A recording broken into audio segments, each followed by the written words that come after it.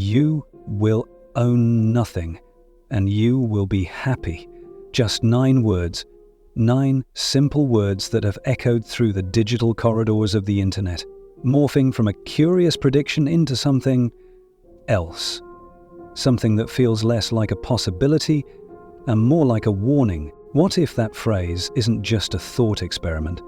What if it's a glimpse behind a curtain, revealing a future meticulously planned, not for us, but for us, by forces we rarely see? This feeling, this unease, it's why we're here. And welcome to the Purple Files.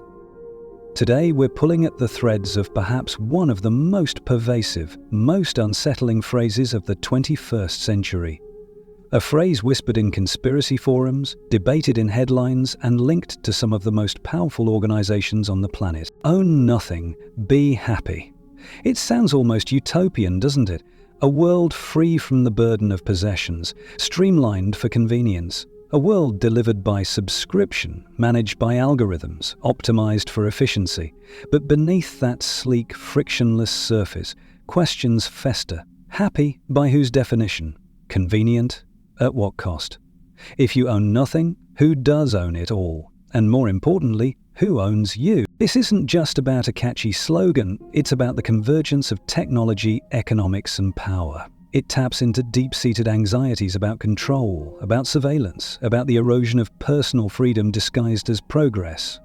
We've seen the headlines, we've felt the subtle shifts, the push towards digital everything, the quiet normalization of tracking, the rise of stakeholder capitalism, promising solutions while consolidating influence. Is this phrase the accidental key, the slip of the tongue that revealed the blueprint? For the next 30 minutes or so, we're going deep. We'll trace this phrase back to its surprising origin, dissect how it was amplified, and untangle it from the complex, controversial initiative known as the Great Reset. We'll explore the legitimate concerns and the wilder theories, separating the signal from the noise. So, grab your headphones, dim the lights. We're entering the Purple Files. Let's decode the phrase that haunts the internet. Before we even dig into who said what and when, let's address the elephant in the room, that visceral reaction. Why does own nothing, be happy, even when presented as a potential utopia of convenience, often feel wrong? It promises freedom from clutter, from responsibility, from the burdens of materialism. So why the deep-seated unease? It's because the phrase pokes at fundamental aspects of what it means to be secure, autonomous, and even human in the modern world. Firstly, there's the loss of control. Ownership, even of small things, equates to a degree of autonomy. Your house, your car, your tools, even your books or your music collection, they are yours to use, modify, keep, or discard as you see fit. Shifting entirely to an access-based model means you're dependent on the provider. Their terms of service, their algorithms, their pricing structures, their very existence dictates your ability to live your life. What happens when the subscription price skyrockets, or the service is discontinued, or you violate a clause buried deep in the user agreement? Owning nothing means potentially being controlled by everything. Then there's privacy, or the explicit lack thereof mentioned in Auken's original title. In a world where you access everything as a service, your usage patterns, your preferences, your location, your entire life becomes data. Data that is monitored, collected, and analyzed by the service providers. This isn't theoretical, it's the foundation of surveillance capitalism today. The own nothing model potentially supercharges this. To provide seamless, predictive services, the system needs to know you intimately. Happiness, in this context, seems predicated on surrendering the very concept of a private life. Who truly benefits from all that data? Ownership also provides a sense of security and stability. A home you own, savings you possess, these offer a buffer against uncertainty. They represent resilience. Relying solely on access feels inherently precarious. It ties your fundamental needs, shelter, transport, tools, to systems that could fail, be hacked, or simply decide you're no longer a desirable customer. The psychological comfort of having something tangible, something yours that can't easily be switched off or revoked, is a powerful anchor against the storms of life. Owning nothing can feel like building your house on shifting digital sand. And finally, there's identity. For better or worse, humans often define themselves, in part, through their possessions. Not just status symbols, but the curated objects that reflect our tastes, our histories, our personalities. Our homes, our personalized spaces, our belongings tell stories. A world where everything is transient, borrowed, and uniform risks eroding that sense of individual identity and personal space. Does hyper-efficiency demand homogeneity? Does happy mean relinquishing the unique tapestry of a life expressed through the things we choose to keep around us? So, the vibe feels wrong because own nothing, be happy clashes with deep-seated needs for autonomy, privacy, security, and identity. It hints at a future where convenience comes at the cost of control, where connection requires constant surveillance, and where stability is outsourced to potentially fickle corporate entities. It fundamentally shifts the power dynamic. If the citizens own nothing, who owns it all? Understanding this gut reaction, this vibe, is crucial, because it's this feeling that primed the world for the interpretations and conspiracies that followed when this phrase met the real world. Now, let's look at where it actually started. So where did this incendiary phrase actually come from? Was it whispered in a Davos back room, leaked from a secret manifesto? The reality is less cloak and dagger, but perhaps more revealing about how ideas travel and transform online. The source code, the patient zero for "you will own nothing" and "you will be happy," takes us back to 2016 and to Denmark. The words were penned not by a shadowy globalist, but by Ida Auken, a Danish politician, then a member of parliament and former minister for the environment. In November 2016, she wrote an essay, a thought experiment, imagining life in a futuristic city in the year 2030. It was published on the World Economic Forum's website as part of their Global Future Council's initiative, aiming to spark debate about potential futures. The original title wasn't quite the one we know now. It was initially published as Welcome to 2030, I own nothing, have no privacy, and life has never been better. In Auken's speculative piece, the narrator describes a city where everything is a service. No need to own a car, because autonomous vehicles are instantly available. No need to own appliances or even clothes, as they are delivered on demand and shared. Housing is rented, energy is free and green, transportation is seamless. Products have become services. It paints a picture of extreme convenience, efficiency, and environmental sustainability. No personal clutter, minimal waste, optimized resource use. The happiness described stems from this frictionless access and the freeing up of time and mental energy previously spent on ownership and maintenance. But crucially, Auken's original piece wasn't purely utopian. It explicitly mentioned the downsides, the total lack of privacy. Everything I do, think, and dream of is recorded. The potential for social exclusion for those outside the digital city, and a nagging concern about losing touch with the real world. It was presented as one possible future, a scenario designed to provoke thought about the trade-offs between convenience, sustainability, privacy, and autonomy in an increasingly digitized, service-based economy.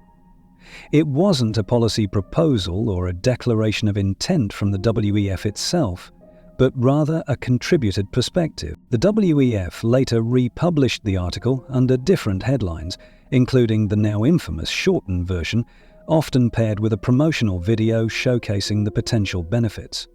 This repackaging, stripping away some of the original nuance and explicit mention of privacy loss in the title, arguably made it much easier to misinterpret. What started as a Danish politician's speculative essay for a specific WEF initiative began its journey into becoming something far larger and more sinister in the public imagination. The source code was written, but the program was about to be hijacked. Ida Auken wrote a speculative essay, but how did her vision, penned for a Danish audience and context, explode onto the global stage?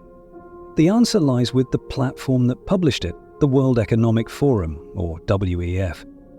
The WEF, famous for its annual high-profile meetings in Davos, Switzerland, positions itself as an international organization for public-private cooperation, aiming to shape global, regional, and industry agendas. Publishing thought pieces like Auken's aligns with their goal of fostering discussion about future trends. The WEF didn't just passively host Auken's article on some obscure corner of their website. They actively promoted it.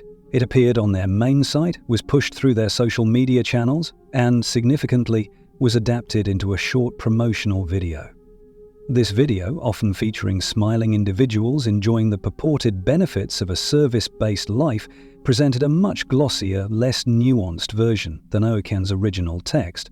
The explicit mention of no privacy from the initial title was gone, replaced by the catchier, more ambiguous, "You'll own nothing," and "You'll be happy." This is where the lines begin to blur. Was the WEF simply acting as a neutral platform, a digital public square showcasing a potentially provocative future scenario to stimulate debate, as they often claim?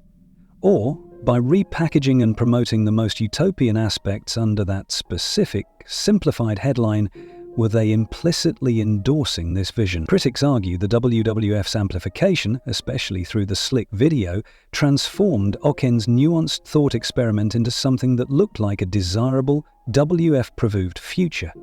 The megaphone effect was powerful. The WEF itself has since tried to distance itself from the idea that this represents their official plan or vision. They've emphasized it was one contribution among many, designed to be debated, not adopted. Auken herself has repeatedly stated it was a scenario, not her personal utopia, and was intended to spark discussion about pros and cons.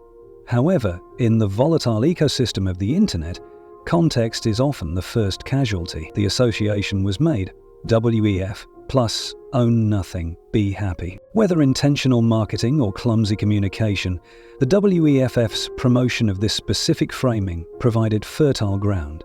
It handed a simple, evocative, and easily misinterpreted slogan to a world already grappling with anxieties about globalization, technological disruption, and elite influence. The WEF, already a subject of suspicion for some due to its exclusive nature and focus on global governance, had essentially handed its critics a ready-made soundbite that seemed to encapsulate their worst fears about the future, being planned for them, not by them.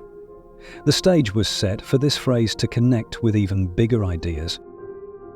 Before we connect the dots further, let's pause for a crucial detour.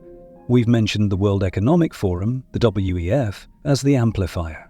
But what is this organization really? And why does it attract so much attention, suspicion, and speculation? Understanding the WEF and its public perception is key to grasping why Auken's essay became such a lightning rod when associated with them. Founded in 1971 by German engineer and economist Klaus Schwab, the World Economic Forum, or WEF, is a Swiss-based non-profit foundation. Its stated mission is to improve the state of the world by engaging business, political, academic, and other leaders of society to shape global, regional, and industry agendas. Essentially, it aims to be a platform where powerful people from different sectors can meet, discuss major global issues like climate change, economic inequality, technological disruption, and potentially collaborate on solutions. The WEF is most famous for its annual meeting held every January in Davos, a ski resort high in the Swiss Alps. This invitation-only event brings together CEOs of major corporations, heads of state, prominent academics, NGO leaders, tech innovators, and media figures. Officially, it's about high-level dialogue and problem-solving. Participants attend panels, network, and engage in closed-door meetings. The WEF also produces research reports and drives various initiatives throughout the year, often focused on themes like the Fourth Industrial Revolution or stakeholder capitalism. However, the very nature of Davos fuels criticism. The image of billionaires, CEOs, and politicians flying in on private jets to an exclusive mountain retreat to discuss global problems like inequality and climate change strikes many as hypocritical, or, at best, out of touch. Critics argue the WEF promotes a form of globalism that prioritizes corporate interest over national sovereignty and democratic processes. Because many discussions happen behind closed doors, it breeds suspicion about secret deals and agendas being set far from public scrutiny. Terms like elite, globalist, and Davos man are often used pejoratively in relation to the WEF. Furthermore, the WEF's push for concepts like stakeholder capitalism, the idea that companies should serve the interests of all stakeholders, employees, communities, environment, not just shareholders, is viewed skeptically by some. Critics see it as either a PR exercise to mask continued profit-seeking, or, more conspiratorially, as a way to grant corporations more influence over social and political governance under the guise of social responsibility. The WEF therefore exists in this duality, a respected platform for global dialogue to its supporters and a symbol of unaccountable elite power to its detractors. So, when this organization, already viewed with suspicion by many, amplified the phrase, "You will own nothing and you will be happy," it landed differently than if it had come from a university blog or a sci-fi author. It seemed to confirm the fears of those who believe a powerful, unelected group is actively planning a future that fundamentally reshapes society and individual rights. This context is vital as we move into the events of 2020, when another WEF initiative would pour gasoline on this already smouldering fire. The year is 2020. The world grinds to a halt. The COVID-19 pandemic triggers unprecedented global lockdowns, economic upheaval, and widespread fear and uncertainty. Supply chains fracture, businesses close, and governments enact emergency measures on a scale rarely seen. It's against this backdrop of profound disruption that the World Economic Forum, the WEF, steps forward with a new, ambitious initiative.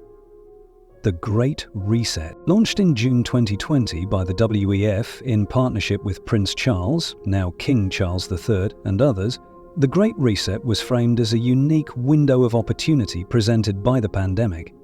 The official narrative was that the crisis had exposed deep flaws in existing global systems: economic inequality, environmental degradation, social fragility. The Great Reset proposed using the recovery phase not just to return to normal, but to fundamentally reset economies and societies to be more sustainable, equitable, and resilient.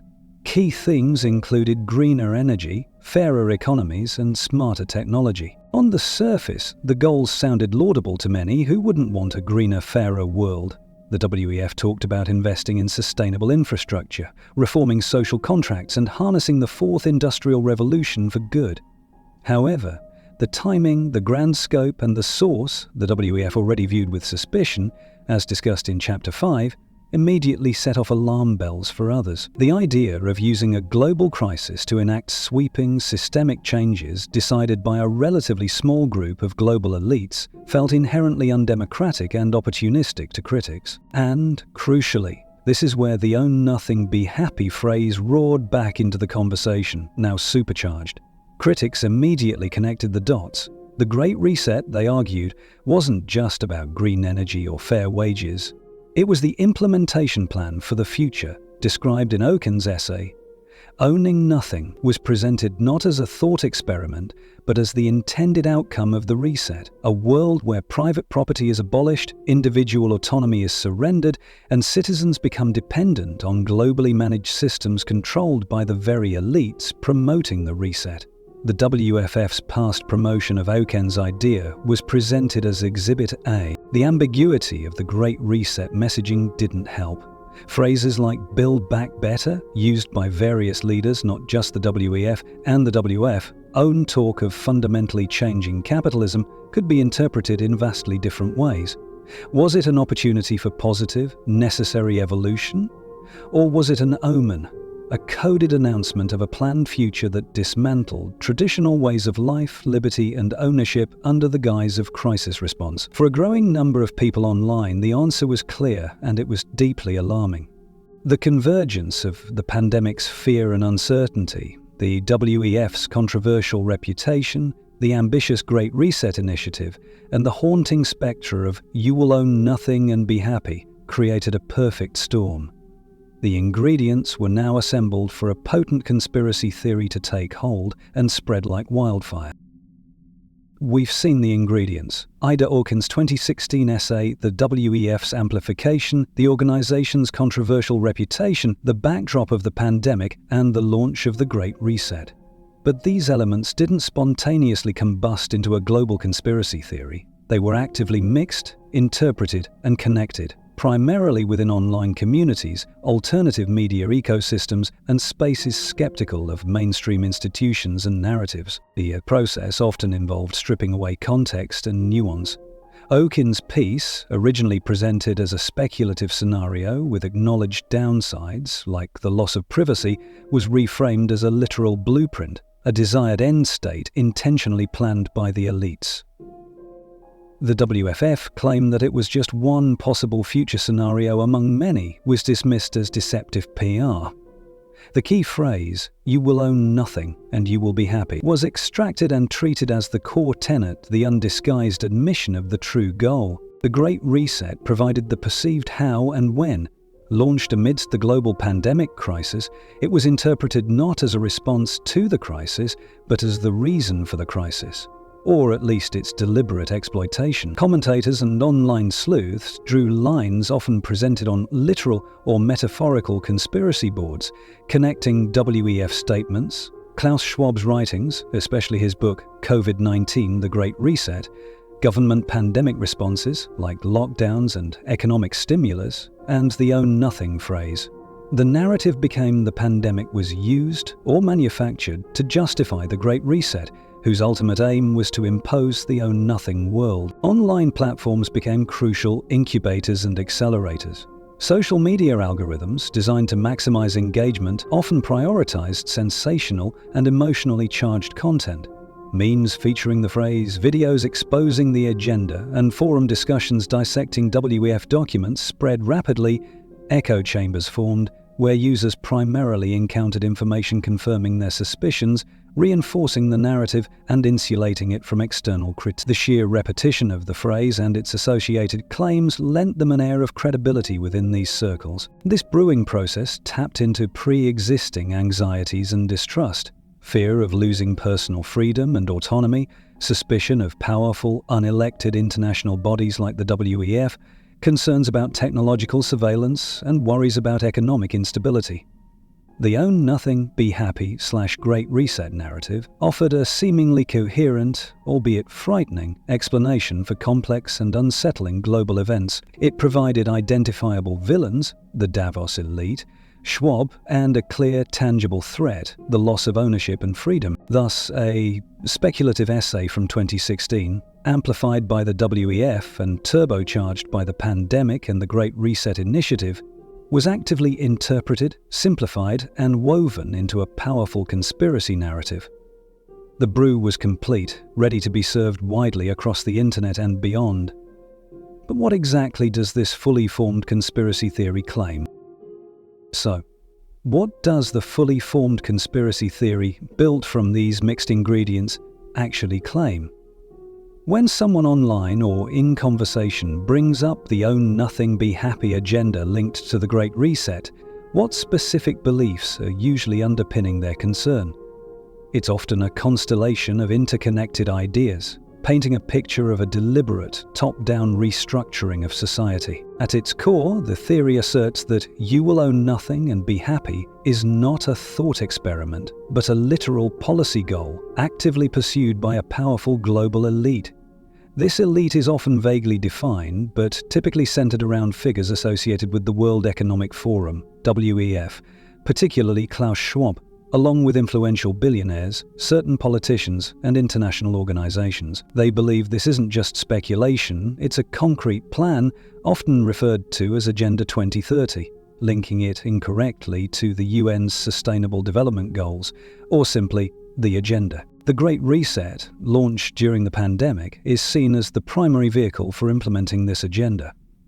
Believers argue that the COVID-19 crisis, and potentially future crises like climate change or economic collapses, was either intentionally engineered or opportunistically exploited by this elite to justify sweeping societal changes that would otherwise be rejected. Lockdowns, economic interventions, and pushes towards digital systems are interpreted as steps towards dismantling the old order to make way for the new, reset world. The ultimate outcome, according to the theory, is the abolition of private property for the masses. Individuals will no longer own homes, cars, or possibly even personal belongings.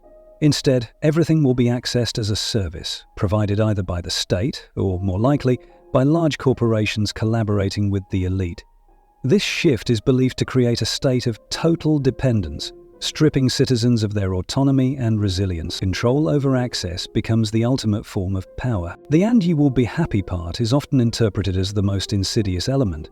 Believers see it as propaganda, suggesting a superficial, state-sanctioned happiness derived from convenience and the absence of responsibility, masking the profound loss of freedom, privacy, and self-determination. It's seen as a form of social engineering, conditioning people to accept their subservient status in exchange for basic needs and digital distraction. Some also connect this to ideas of transhumanism or digital surveillance, where happiness might be chemically or digitally induced and monitored.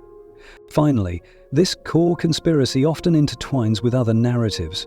It might connect to fears about digital currencies replacing cash, making transactions totally trackable, mandatory digital IDs controlling access to services, restrictive climate policies being used to limit mobility and consumption, or even population control agendas.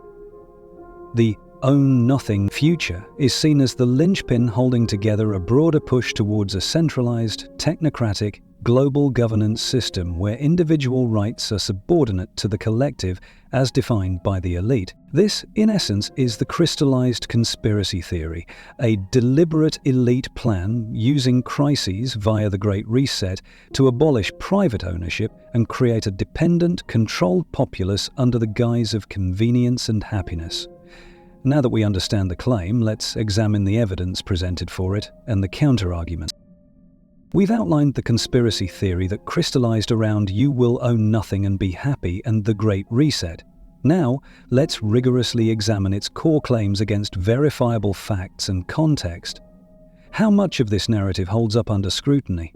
Separating speculation, misinterpretation, and genuine concern from demonstrable reality is crucial. Claim 1. Own nothing, be happy is the WEF's official plan. Fact check, this is false.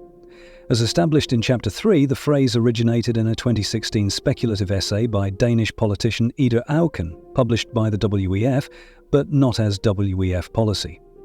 Auken herself has clarified it was a thought experiment about a potential future city scenario, intended to provoke debate about pros and cons, not her personal utopia or a WEF amplified it, arguably clumsily, but has never presented it as their official doctrine or goal. There is no WEF document outlining a plan to abolish private property based on this essay. Claim 2. The Great Reset is the secret implementation of the Own Nothing agenda. Fact check. This connection relies heavily on interpretation and lacks direct evidence. The WEF's Great Reset initiative, launched in 2020, focused on using the pandemic recovery to promote sustainability, equity, and technological advancement, themes common in international development discourse. While ambitious and open to criticism regarding feasibility and elite influence, its official materials do not mention abolishing private property. Klaus Schwab's book, COVID-19, The Great Reset, discusses potential long-term economic and social shifts, but doesn't lay out a plan for state-mandated non-ownership. Linking the two requires assuming hidden motives far beyond the stated aims. Claim 3. The pandemic was engineered or exploited to force the reset. Fact check. The origins of COVID-19 are still debated by scientists, but the overwhelming consensus points to natural zoonotic origins. The idea it was deliberately engineered for the Great Reset lacks credible evidence and enters the realm of pure speculation. While governments and institutions did respond to the crisis with measures that accelerated certain trends, like digitalization, attributing this to a pre-planned global conspiracy coordinated by the WEF requires ignoring the complex, often chaotic, and nationally varied nature of pandemic responses worldwide. Claim 4. The goal is the literal abolition of all private property. Fact check. There are no mainstream policy proposals from the WEF or major world governments aiming to abolish private property. This fear often conflates the conspiracy with real-world trends like the growth of the sharing economy, Uber, Airbnb, subscription models, software entertainment, and discussions about sustainable consumption. These involve shifts in how people access goods and services, sometimes choosing access over ownership for convenience or cost. This is fundamentally different from a forced top-down abolition of the right to own property, for which there is no evidence of planning. Conclusion. While legitimate criticisms can be leveled at the WEF regarding transparency, elitism, and the potential impacts of the trends they discuss, the specific conspiracy theory that they are actively plotting to abolish private property and impose a state of controlled, propertyless happiness via the Great Reset relies on significant misinterpretations, decontextualization of quotes and essays, and the connection of unrelated events through suspicion rather than factual evidence. The narrative takes real anxieties about the future and attaches them to a speculative essay amplified by a controversial organization. We've fact-checked the claims and found them largely based on misinterpretation and speculation, yet the Own Nothing Be Happy / Great Reset narrative undeniably resonates with millions worldwide. Why? Understanding its appeal requires looking beyond simple fact-checking and into the deeper anxieties, distrust, and social dynamics of our time. Firstly, the narrative taps directly into genuine economic anxieties. In many parts of the world, people face stagnant wages, rising housing costs, precarious employment, the gig economy, and a sense that traditional paths to security, like home ownership, are increasingly out of reach. The idea of owning nothing might feel less like a distant dystopia and more like an extrapolation of current trends. The theory offers a scapegoat, a deliberate elite plan for these complex economic pressures, rather than attributing them to systemic market forces or policy failures. Secondly, it speaks to a widespread distrust of elites and institutions. Decades of political polarization, perceived corporate overreach, financial crises blamed on elites, and the sheer remoteness of international organizations like the WEF have eroded public trust. The image of powerful figures meeting privately in Davos naturally breeds suspicion. The conspiracy provides a framework for this distrust, suggesting these elites aren't just out of touch, but actively plotting against the interests of ordinary people. Thirdly, conspiracy theories offer simple explanations for complex and frightening events. A global pandemic, rapid technological change, and shifting economic paradigms are confusing and unsettling.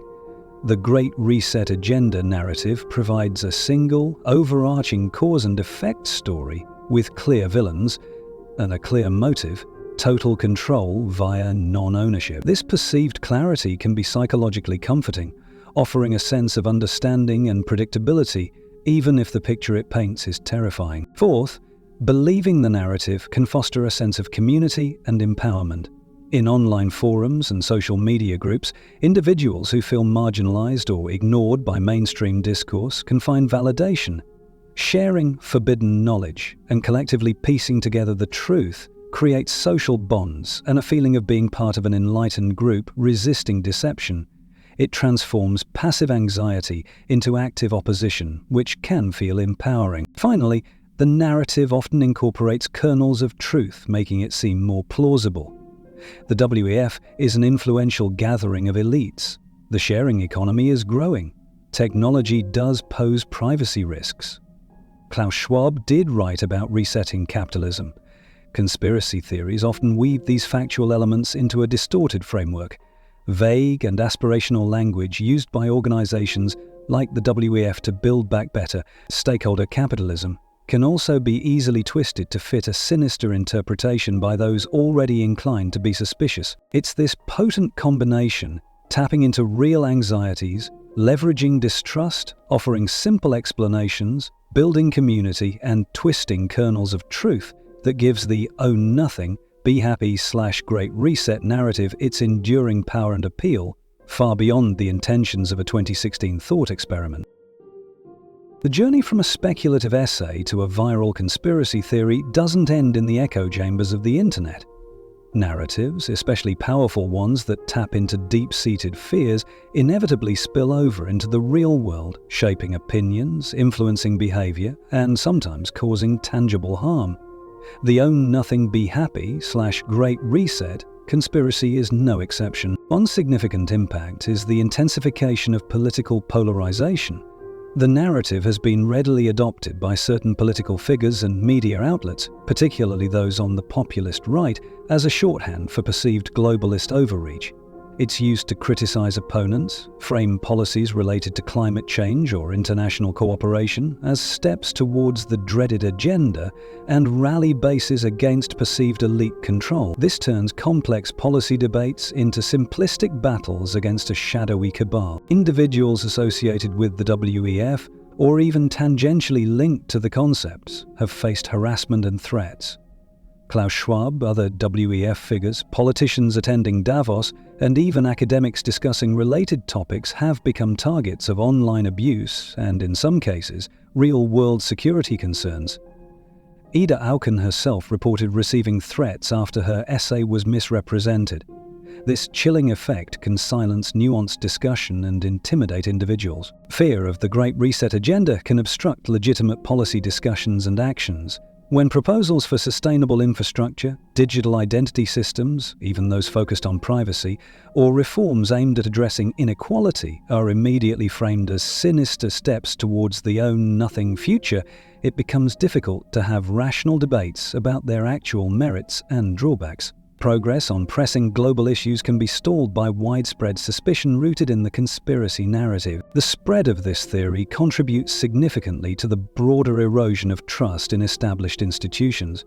By portraying governments, international organizations like the WEF and UN, scientific bodies, especially regarding climate change or pandemics, and mainstream media as complicit in a massive deception, the narrative encourages people to reject information from these sources wholesale. This makes societies harder to govern and collective problems harder to solve. Furthermore, the Great Reset and Own Nothing slogans became rallying cries within various protest movements that emerged or grew during the pandemic era. Anti-lockdown, anti-vaccine mandate, and broader anti-government protests often incorporated these themes into their messaging, banners, and chants. It provided a unifying, albeit disparatorial, framework that linked disparate grievances to a perceived common enemy, the global elite driving the reset. Thus, what began as online chatter, fueled by misinterpretation, has manifested in political division, personal threats, policy gridlock, declining trust, and street-level activism.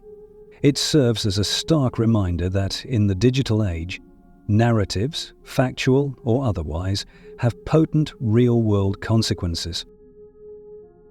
Faced with a viral conspiracy theory casting their Great Reset initiative as a sinister plot to abolish private property, how did the World Economic Forum respond? Did they effectively counter the narrative, clarify their intentions, or did their actions or inactions inadvertently fuel the fire? Examining the WEF's reaction is crucial to understanding the full picture. The WEF certainly became aware of the controversy. The sheer volume of online mentions, media inquiries, and the narrative's adoption by political figures made it impossible to ignore. They did attempt some clarifications.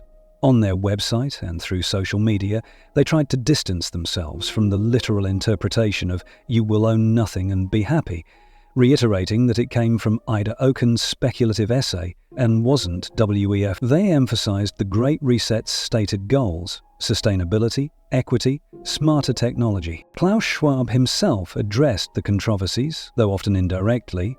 In interviews and speeches, he defended the Great Reset concept as a necessary response to global crises, arguing for multi-stakeholder cooperation and responsible capitalism.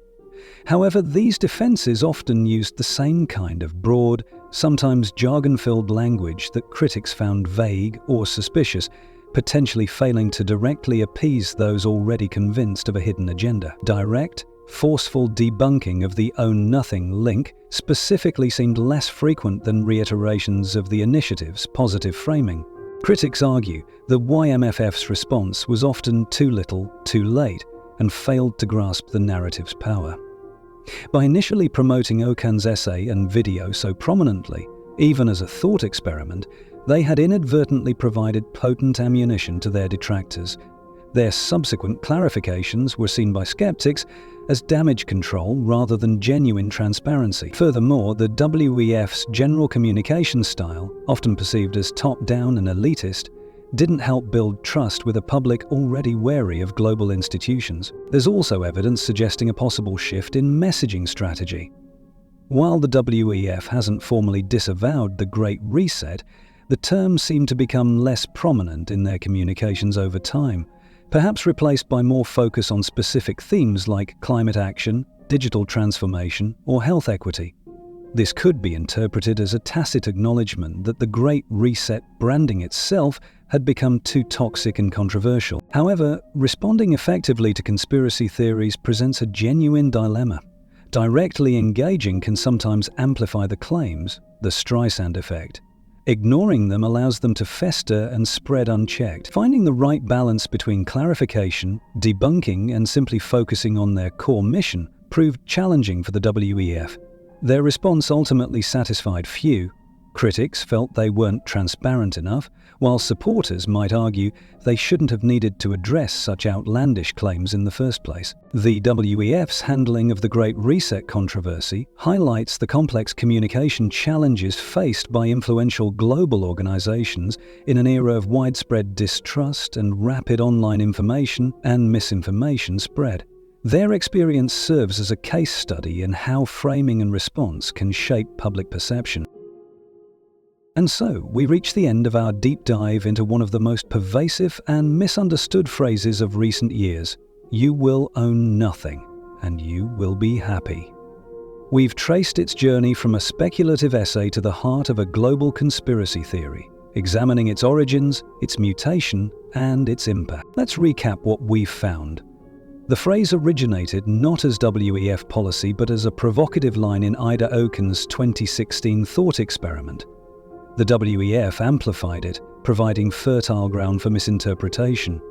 Fueled by the pandemic, the launch of the Great Reset, and pre-existing distrust, online communities and alternative media actively stripped its context, weaving it into a narrative claiming a global elite plans to abolish private property. We fact-checked this, finding the core conspiracy claims lack credible evidence, relying instead on speculation and connecting unrelated dots.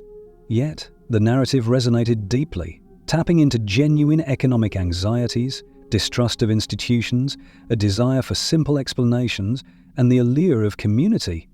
This resonance led to real-world consequences: political polarization, harassment, policy obstruction, and the erosion of institutional trust. We also saw the WEF's own challenging response to the controversy it inadvertently helped spark. The true legacy of "You will own nothing and be happy" lies in its transformation into a powerful, self-sustaining symbol. Detached from its origins, it now functions as potent shorthand for a wide range of fears about the future: loss of autonomy, corporate and state control, the impact of technology, surveillance, and the perceived erosion of traditional ways of life. It encapsulates a deep unease about where society might be heading, wielded by those suspicious of power and rapid change. Even now, years later, the phrase continues to surface in debates about everything from digital currencies and smart cities to climate policies and the sharing economy, often carrying the heavy baggage of the conspiracy theory we've explored. This entire saga offers crucial lessons. It underscores the speed and power of narrative in the digital age, showing how easily context can be lost and misinformation can spread. It highlights the fragility of trust between the public and institutions and the need for clearer, more transparent communication from those in power. Above all, it serves as a stark reminder of the vital importance of critical thinking, media literacy, and always seeking context before accepting sensational claims, especially when they prey on our deepest fears. Understanding how such narratives form and spread is the first step towards navigating our complex information landscape more effectively. Thank you for joining us on this investigation here at the Purple Files. We hope this breakdown shed light on the complex story behind "You will own nothing and be happy." What are your thoughts on this phenomenon? Did anything surprise you? Let us know in the comments below. We read them all. If you found this video informative and want to see more deep dives into complex mysteries, conspiracy theories, and the forces shaping our world, please hit that like button. Share this video with someone who might find it interesting, and most importantly, subscribe to the Purple Files and ring the notification bell so you don't miss our future investigations. And we'll see you in the next file.